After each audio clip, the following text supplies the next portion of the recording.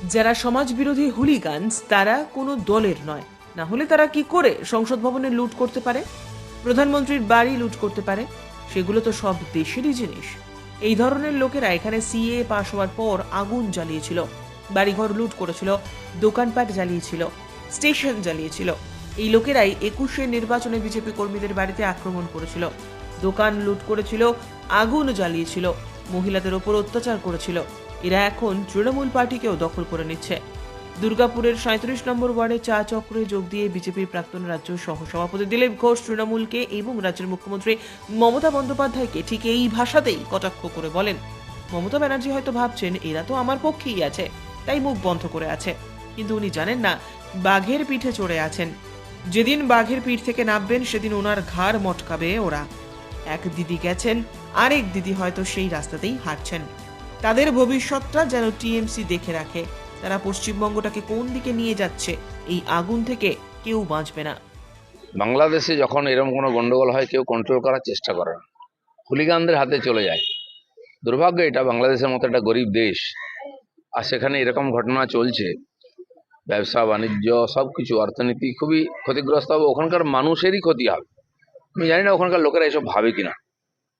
আর যারা স্বৈরতন্ত্রের কথা বলছেন, পাকিস্তানের স্বৈরতন্ত্র কম আছে? পাকিস্তানের নির্বাচন হলো গত বছর, যে পার্টি সবচেয়ে বেশি সিট পেয়েছে সে পার্টির নেতা এখন জেলে আছেন, ইমরান খান। সরকারে কারা বসে আছে? যারা মেজরিটি পায়নি।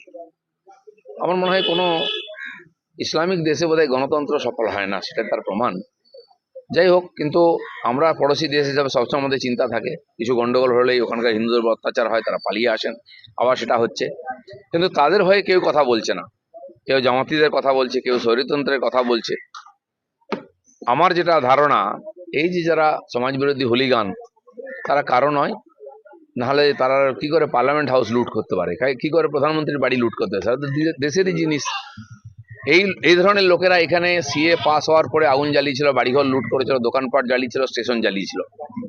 এই লোকেরাই ওখান থেকে এখানে যারা ঢুকেছে এসে 21-এর নির্বাচনের পরে বিজেপির কর্মীদের বাড়িতে অ্যাটাক করেছিল, বাড়ি ভেঙেছিল, আগুন লাগিয়েছিল, দোকান লুট করেছিল, মহিলাদের অত্যাচার করেছিল। আর এরা এখন টিএমসি পার্টিকেও দখল করে নিচ্ছে এখানে।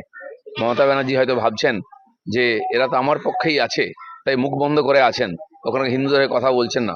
কিন্তু উনি জানেন না উনি বাঘের পিঠে চড়ে আছেন। যেদিন বাঘের পিঠ থেকে নামবেন আগে ওনার ঘাড়ে মটকাবে ওরা। যেন এক দিদি গেছেন, আরেক দিদি হয়তো সে রাস্তায় হাঁটছেন।